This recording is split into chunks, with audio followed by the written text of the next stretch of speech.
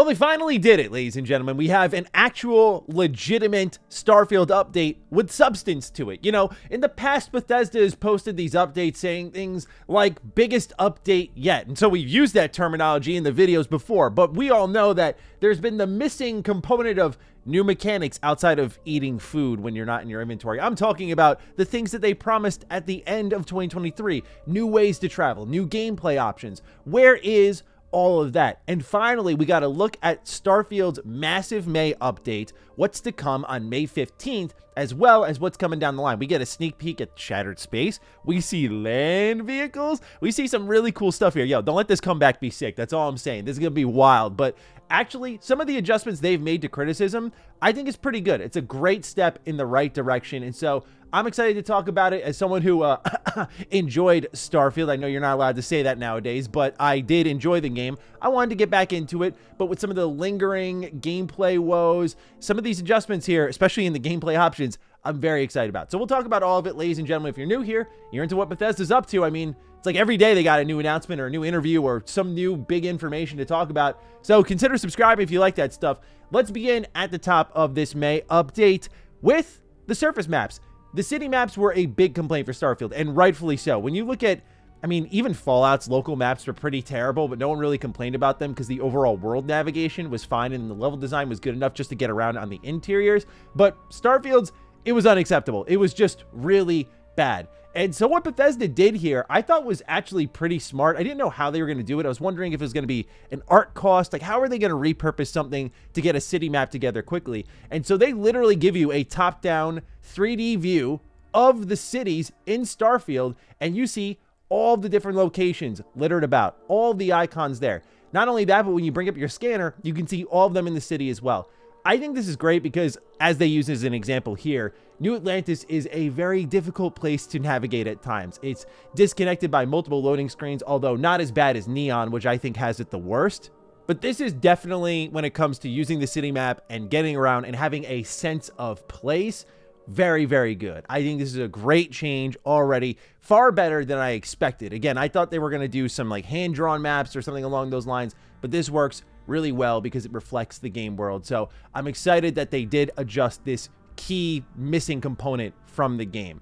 They also showed off new gameplay options. I was wondering what this was going to be. Many of us speculated it was going to be survival mode, and I guess you can kind of customize your own now. I like what they did here because I do have some issues with certain things about Starfield's gameplay experience that now I can individually tweak without changing the overall settings. Don't get me wrong, I would still love a completely dedicated survival mode that Bethesda makes themselves, or a difficulty setting that you turn on and it adjusts all these various settings you see on screen here to be what is their defined version of a survival mode.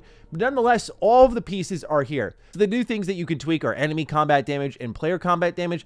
They actually talk about with the enemy combat damage, this new difficulty called Extreme. I hope it's not like a cop-out for the survival mode. It reminds me of Fallout 4, where there was the very hard difficulty and then there was survival, and everyone thought it was going to be like your traditional Fallout 4 survival mode that you have now, but in fact it was just like a really amped up difficulty that was super disappointing. I hope Extreme isn't their kind of excuse to say like, okay, we're not going to do survival, but here's a really hard combat difficulty, here's all the settings to make your own, have fun with it. I would love, again, to still see a dedicated survival mode. But nonetheless, here we have player combat damage, so you can increase how much your damage output is. You have enemy and player ship damage, same business there. Carry capacity, you can increase this or decrease this. Cargo access distance, you can access this anywhere now if you'd like to. You can change the amount of vendor credits available. Medical item, food, sleep, healing changes. Sustenance, how much the food affects you. Combat affliction gain, affliction treatment / prognosis changes. Environmental damage, afflictions, and restoration changes. And saving on rest, weight, and travel. So a plethora of gameplay options here. The one I'm most excited about, it's weird because this is 2 BGS games in a row, but the one I'm most excited about is actually the carry capacity. I don't know what it is, but Starfield, like, I'm just always loading up my cargo space. I'm always loading up my inventory, and it's getting annoying. So I saw it was like 8% XP you lose. I don't care, man. I don't care. Give me all the space. I want to pick stuff up and not think about it. I don't mind managing my inventory, but again, my ship's cargo space always gets full. I don't use settlement mode that much, so that's probably why, but it's just annoying. And you know what? Now I get to increase that little XP dip off, increases the enjoyment for me. I'm fine with, for example, the cargo access distance. I don't mind that I had to originally go back to the ship to do that. Some people would go, oh, I forgot something. And if you're within range, you can do it, but now you can just do it at any time, which I think is great. You'll lose like a combined 14% XP though. So if that doesn't matter to you, then boom, you're good to go. However, you can kind of offset that. So let's say you're making it really easy for yourself on carry capacity. You could increase the enemy damage a ton and decrease your damage output a ton, and that'll kind of even out the XP and negate any debuffs, I guess, you ultimately get. So there are ways to balance it for yourself without completely breaking the game or your XP gains. Anyway, I can see some really cool fan-made modes coming out of this, ideas coming out of this. For example, I think one of the best mods for Fallout 4 adds that realistic damage, and so the ability to change the enemy's output to extremely high and your output to extremely high can make for a really interesting encounter where like everyone's super deadly. And Starfield's gunplay was always great, so I feel like that could lead to a really fun gameplay scenario. So I might try that when the update's out May 15th. They also showed off the ship interior customization. So Todd had teased this in yesterday's interview that there would be new shipbuilding options. And so what we see here is basically the settlement building mode inside a ship. Now, you know, Matty, not crazy about this stuff, but I will say this. I spend enough time consistently in my ship that I will use this. And I'm not just saying that. I will use this because it's actually purposeful. You know what I mean? Like Starfield and building settlements, I swear on my life, I engaged with it for maybe an hour just to test it out for my review and go like, let's see what this is all about. I don't really like this. I thought it was great for Fallout 4. It kind of works for 76, I guess, but I didn't need it in Starfield. This, however, works great. I'm in my ship a ton. I have my companions there a ton. I'm spending lots of time here to make it cozy. And not only that, but they added new empty hab modules. So you can just completely decorate these yourself. I think this is great for the game because, again, as someone who's not into settlement modes, this is more of a specific thing I could see myself messing around with. Am I going to spend all my time here perfecting my ship? No, I'm just not that type of player. I don't like games like Animal Crossing or whatever, but I do enjoy making my ship a nice cozy place to hang out with my companions and I. They also talked about Xbox Series X display settings. So they have new frame rate targets, which are 30, 40, 60, and uncapped FPS. You also have the ability to prioritize visuals and performance.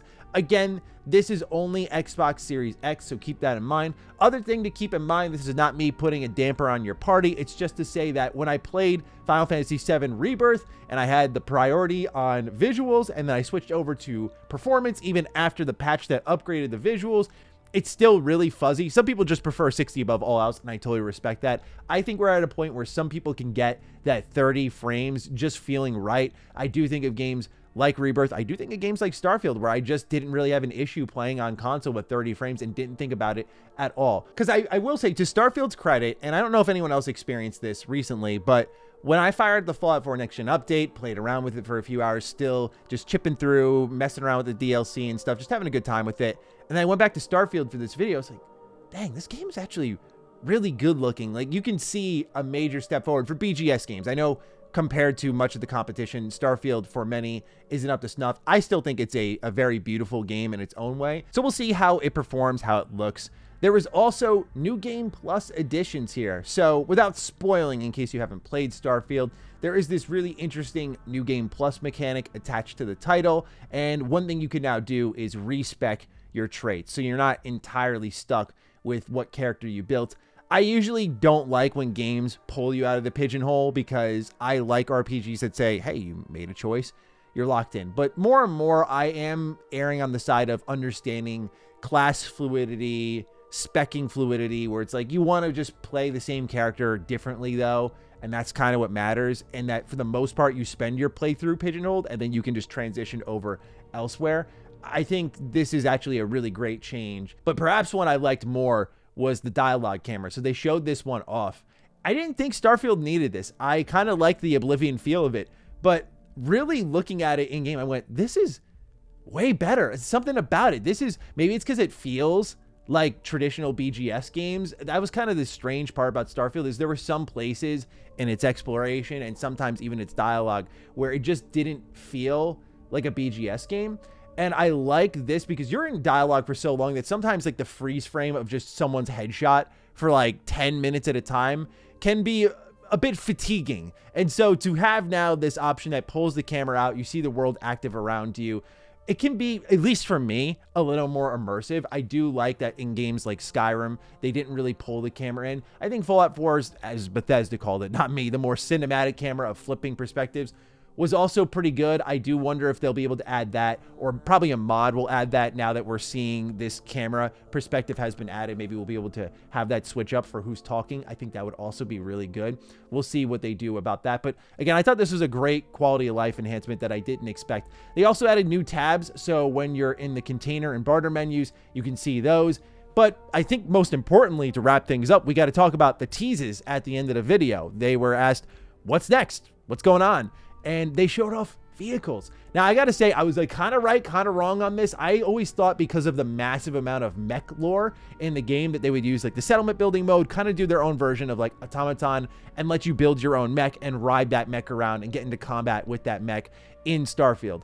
A lot of people doubted the possibility of vehicles being in Starfield because there's so many armchair game devs that have broken down the world structure of Starfield and how things load in and how the creation engine just couldn't simply handle vehicles. I don't know, man. As someone who's a massive Mass Effect 1 fan, seeing those vehicles there, we'll see how they play. I was stoked to see this because one of my big complaints with Starfield, I actually went back and double checked myself when this new roadmap was announced at the end of the year. I said that one of my biggest problems with the game was the point A to point B. And so adding a vehicle is such a great idea. Now you just need to create quality within the point A to point B. And by that, I mean not procedurally generated content everywhere. So I'm very interested to see how they answer that, because one thing they also talked about was new quests. And this could be, again, a great step forward to filling out some of these worlds that feel lifeless on Starfield. What they showed was, I imagine, a bounty hunting style side quest, because there were a bunch of wanted posters. You seem to be in this faction.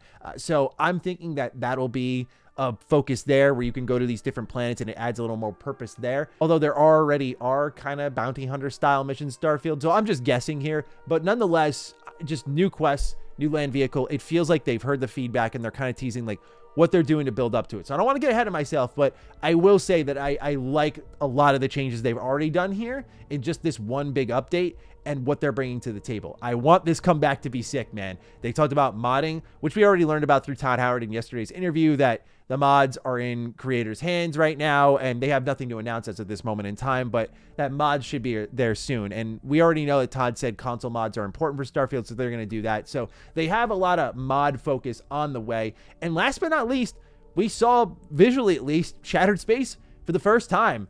And I am really keen on what's going on here. The theories that are going through my head, again, I think you gotta make House Faroon a big part of this. House Faroon is the most interesting faction in all of Starfield as far as I'm concerned. Andreja is actually, to me, one of the best written characters Bethesda has done. I think she is phenomenal.